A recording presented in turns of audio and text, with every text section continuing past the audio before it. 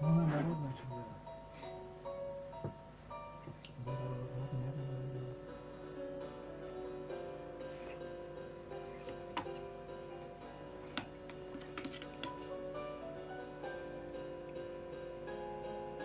Бата.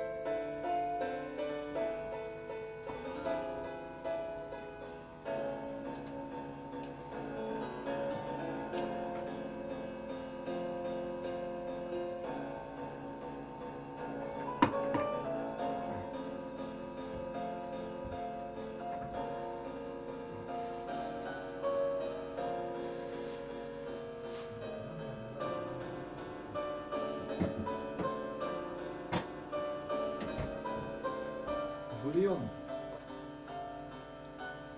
Бульон.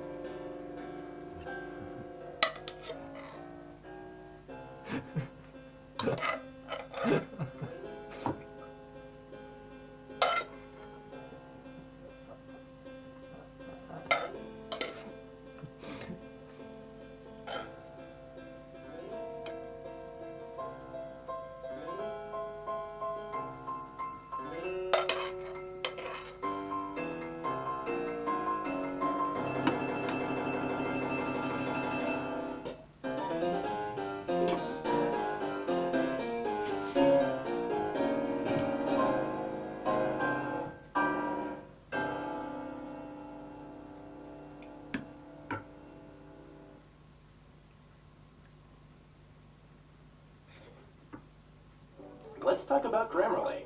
The digital writing assistant more than 20 million people use to connect their ideas to the world.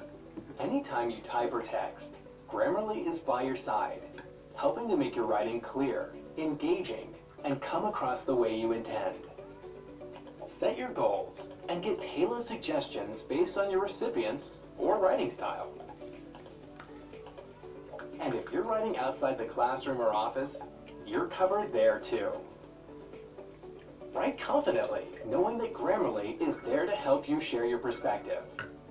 Download today at grammarly.com.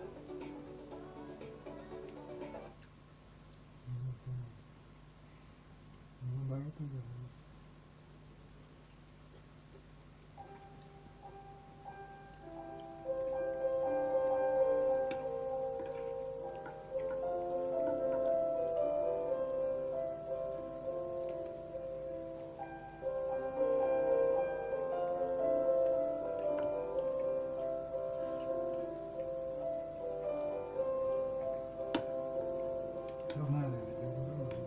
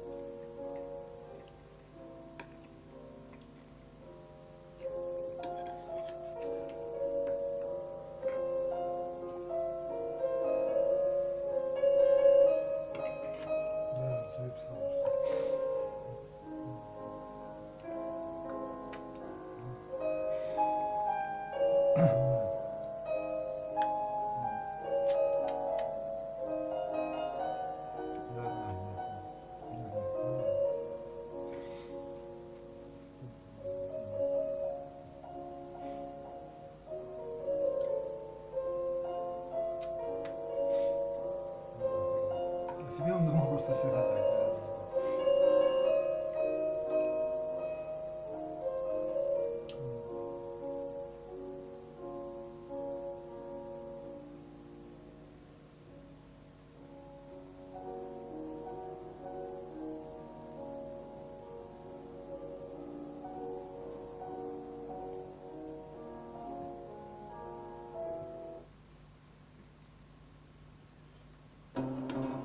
Ты не часто стал парить? А что, из искры возгорится баня? А если? Да новую построю. У нас все застраховано. Страхование квартир. Do you think this is the future? No. Welcome to a smartphone with no boundaries. This is the Xiaomi Mi Mix Alpha. We're talking a device with a 360-degree wraparound display, 108 megapixel camera, and materials straight out of a spaceship. So you might be wondering, what on earth would it be like to use? Well, I spent a full day trying to push this limitless phone to its limits, and I've got some answers. First of all though, as you might have guessed, for something so ridiculous, the unboxing experience is just nuts. Inside the outer cardboard, there's an inner layer made of what feels like incredibly soft-touch plastic. The very first thing you see is a card embossed with Alpha written in Greek, and right under that, the Mi Mix Alpha itself. And wow, is this a heavy phone. There's a little cardboard cutout, and then right at the bottom is the final package containing all the accessories. And this whole thing is literally boxes inside boxes, like some sort of Russian doll situation. There's a USB-C cable, a 40-watt power brick for pretty fast charging, and then finally an envelope. It's just got this card in it, and I'm not actually sure what it says, but overall this is at least 9 out of 10 packaging for a smartphone. But now it's time to use it. So, let's get a few things out of the way. This is the coolest looking phone I've ever used. Putting practicality aside for a second, the feeling of holding a phone that is almost entirely screen is a genuine novelty. It feels definitively new in a market where a lot of people complain about a lack of differentiation. Anyways, quite a few things became clear, even in just my first 20 minutes of using it. The whole thing is one continuous display, but the way the software has been designed, you can kind of treat it as having 4 separate displays. The primary one on the front, what you're used to on a smartphone, but then flip to the left and you get the things that you want to check quickly and often, so time, date, and notifications. And then on the right, you've got what would usually be in your status bar, battery life, Wi-Fi, and signal, plus further down, virtual power and volume keys. And finally, if you turn the whole thing, it's a rear display with all sorts of quick access widgets, but I'm going to come back to this. The total screen size comes to 7.92 inches, which sounds colossal, but that's actually the size of the longest diagonal going all the way round. So when you're just dealing with the front, it's bigger than average, but still kind of manageable. Now, because at all times you're touching some part of the display, going into this, I was initially worried that I'd be triggering applications left, right, and center, which sounds colossal, but that's actually the size of the longest diagonal going all the way round. So when you're just dealing with the front, it's bigger than average, but still kind of manageable. Now, because at all times you're touching some part of the display, going into this, I was initially worried that I'd be triggering applications left, right, and center. But actually, this was a non-issue. A combination of sensors mean that when you're using the phone from the front, the rear can be prevented from registering touches, and vice versa. So anyways, these were the kinds of thoughts that were going through my head on first impression, but I was also curious what other people thought. So I asked them, and their responses could be roughly split into 3 categories. The first was just that this is really cool. It looks different. I think the curved aspect of it makes it look quite appealing. Oh wow. How much is it? Well, that is so cool. Yeah, it's interesting. Yeah, it's interesting. Do you think it's revolutionary? Yeah, You think it is? Yeah. Is this the future of phones? maybe. The second type of comment was that, actually, more than anything else, this design is just a little bit inconvenient. So you'd be constantly worried about dropping it? Yeah, I've broken a few. Phones already. I would probably break that within a day, to be fair. Yeah. Well, yeah, it's quite weighty as well. Okay, you don't see the appeal at all then? I mean, it's heavy. It's heavy. Yeah. Do you think this is the future? No. Why? To some extent, I'd agree with the impracticality. The Alpha, it's heavy and it's chunky, and people are rightly worried about the fragility. The phone is coated in strengthened Gorilla Glass 5, I'm told, but the way it's been put together is using 2 large curved glass sheets that meet on each side. So the worry is that this creates a sort of seam going down the middle, which is an obvious point of vulnerability. To my surprise though, there actually is a working case for the Alpha. It's just not hugely protective. Not to mention the other concern about the middle, which is an obvious point of vulnerability. To my surprise though, there actually is a working case for the Alpha. It's just not hugely protective.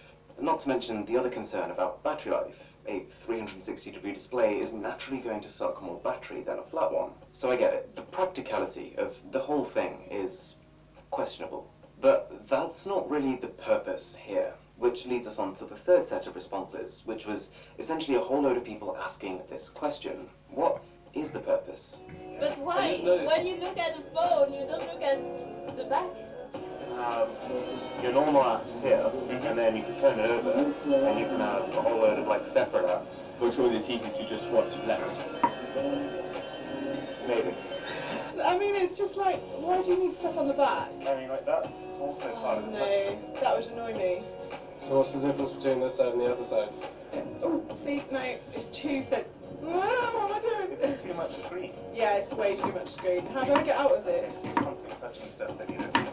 Yeah. I feel like you need. Yeah, it's quite cool actually. I don't think I'd ever use the back of it though. I think it's pretty cool, but I just don't see the use of the back part. Yeah. And when are you ever going to flip your phone around and say, oh, that's a cool display? So the general consensus seems to be that, yes, the phone is cool, but there are some serious inconveniences, and because the benefits of the design aren't particularly clear, people can't see why they should put themselves through those inconveniences. I should remind you though, that the Mi Mix Alpha is a concept phone. This isn't Xiaomi saying, oh look, come and buy our ultra high-end flagship phone for $2,000. This is them saying, here's a cool experiment, let's see if it has any potential. And having spent an entire day with it, I genuinely think it does. It's just that the concept of this phone almost feels like it's ahead of what our current technology can actually make. This will hopefully make more sense towards the end of the video. So anyways, the display, although remarkable, is actually only one of the things that I wanted to look at here. I actually wanted to take this phone to the top of the Shard at night. That's the tallest building in the entire country, with the goal of taking a 108 megapixel night photo across London. And to get there, we had a pretty unconventional form of transport. That's what I'm talking about. Wait! Okay now, from the beginning.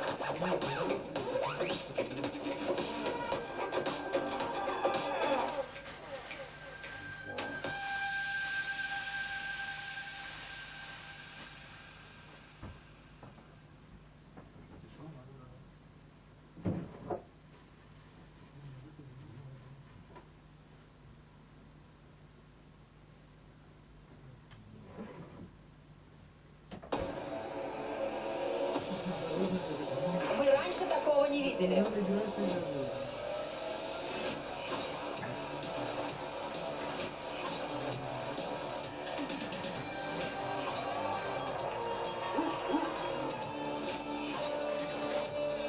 Я не понял.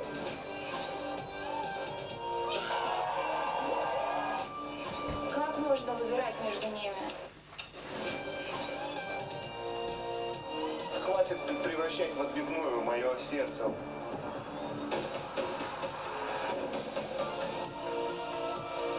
Я хочу еще раз посмотреть новые танцы в субботу в 9 вечера на ТНТ.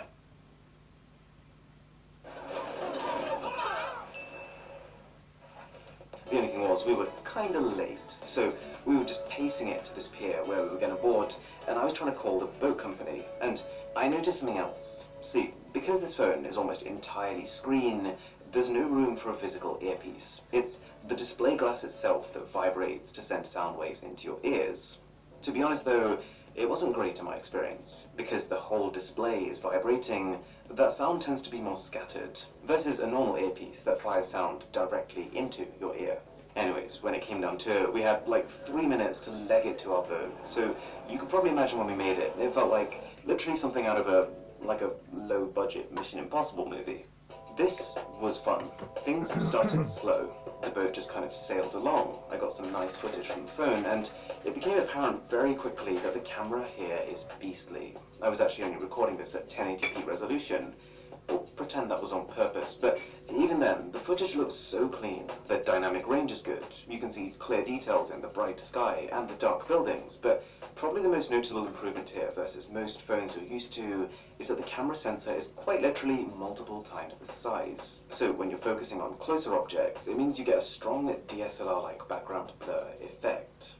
Then the boat picked up some pace. It started moving at around 55 kilometers an hour, which, when you're on choppy water, you feel it. Considering we were getting tossed around like noodles in a stir-fry at this point, I was quite impressed with the inbuilt optical image stabilization too. It turned the shuddery jumpiness of the boat into an almost glide-like experience.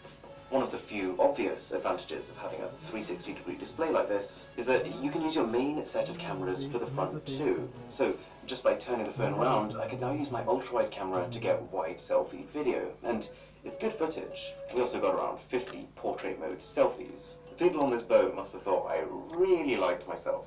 Now, just before we headed up to the Shard for our 108 megapixel nighttime photo, we had to kill some time. It wasn't quite dark enough. 100 the thought. Good footage. The phone around that you can use your main set of cameras for the front too. So just by turning the phone around, I could now use my ultra-wide camera to get wide selfie video, and it's good footage. We also got around 50 portrait mode selfies. The The people on this boat must have thought I really liked myself. Now, just before we headed up to the Shard for our 108 megapixel nighttime photo, we had to kill some time. It wasn't quite dark enough yet. So I decided to have a real good think about the back of this phone. For starters, in terms of the materials, Xiaomi have spared little expense. You're looking at a titanium alloy frame, supposedly 3 times stronger than stainless steel, which is in itself stronger than aluminium. There's some pieces of ceramic and a sapphire glass coating to protect the cameras. So, when you turn the phone over, Xiaomi has put a whole number of widgets on the back. Things like a music player, a step counter, a voice recorder. And this, I think, is Xiaomi's biggest misfire. Think back to what those people we interviewed earlier were saying, that you don't need a rear display because you can only look at one display at once. And there's some truth to that. The biggest benefit of having a display that goes all the way around the phone is nothing to do with apps or widgets that you can only use on the back.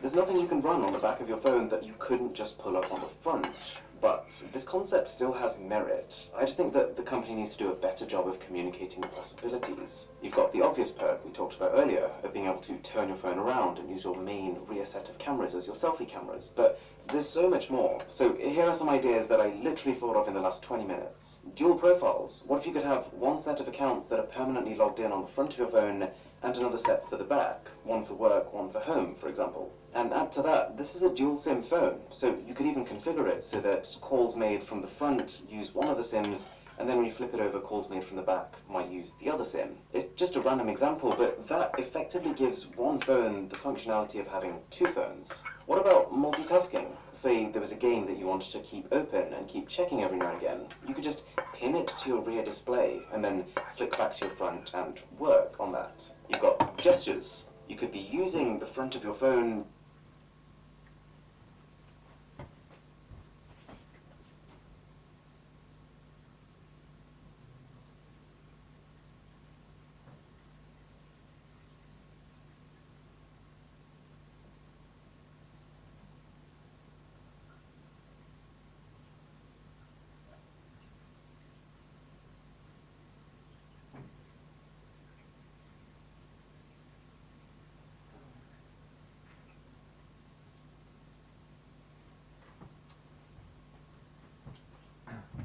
Яго.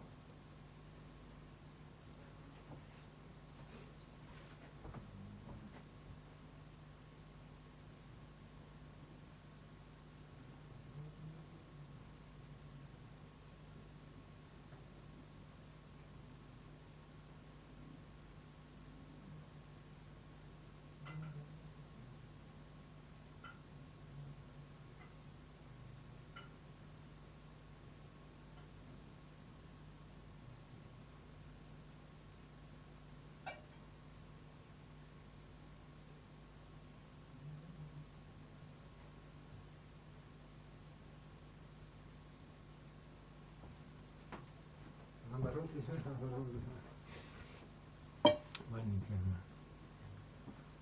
Чего ты? Чего? Чего? Говорит, тоже ты. Ну, это да свою ты там уже да. Ну.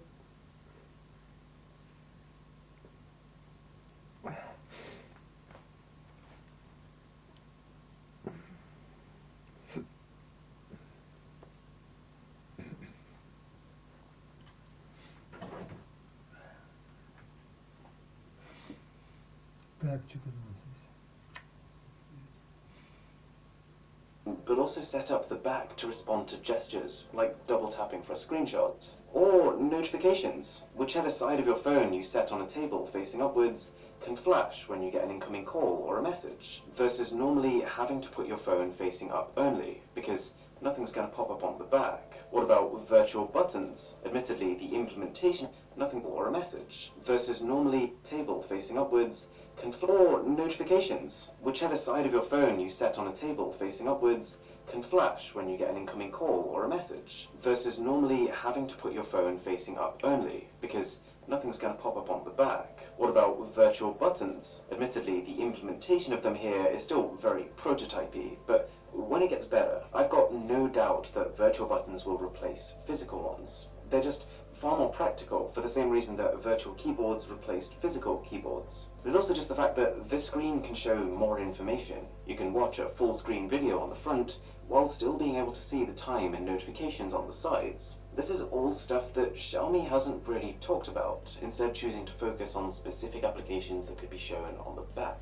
There's also an optical fingerprint scanner built into the display, but that's a pretty standard affair nowadays, and a single speaker on the bottom.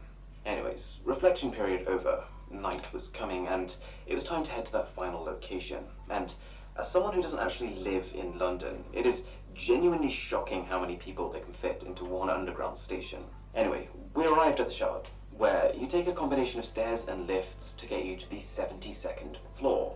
From here, of course, London is little more than a blur. The view is absolutely spectacular, but so dark that even my main camera was struggling. So I took the phone out, snapped a full resolution photo, and this is what we got. Completely unedited, and if we zoom in, obviously it's not daytime level crisp, but completely unedited. Snapped a full resolution photo, and this is what we got. Completely unedited, and if we zoom in, obviously it's not daytime level crisp, but you can see the features of each and every building and landmark. I probably sat there for 10 minutes just zooming in and around that photo, seeing what I could find. It really is something. And now, a couple of final things before I bring this all together. I wanted to see if you could apply a normal desktop wallpaper to this 360-degree screen. So I popped over to Google Images, downloaded one, and yeah, you can. And finally, the phone is powered by a Snapdragon 855 Plus chip, 12 gigs of RAM, and 512 gigs of fast UFS 3 storage. So the performance is a little behind phones with the latest Snapdragon 865 chipset, but it's still bordering on that cutting edge, with a 5G modem inside. So, that was the Mi Mix Alpha, and my current conclusion is that I think it's almost a little bit ahead of its time. The idea of everything being a display, that's what we're moving towards, but the manufacturing methods and the software solutions needed for it, they aren't good enough to make it viable yet. Like, right at this moment in time, I think a form factor like